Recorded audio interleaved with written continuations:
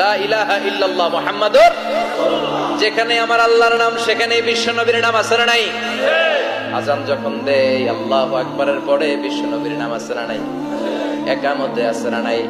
আবার আল্লাহর জন্য যখন সালাত আদায় করি শেষ বৈঠকে বিশ্ব নবীর উপর দুরূদ আছে না নাই?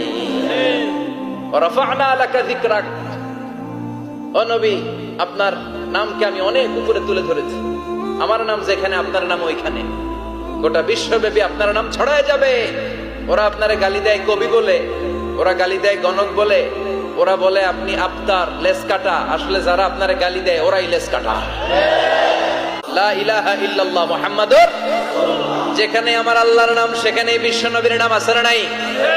আজান যখন দেই আল্লাহু আকবারের পরে বিশ্ব নবীর নাম আছে না নাই? একামতে আছে না নাই? আবার আল্লাহর জন্য যখন সালাত আদায় করি শেষ বৈঠকে বিশ্ব নবীর উপর দুরূদ আছে না নাই?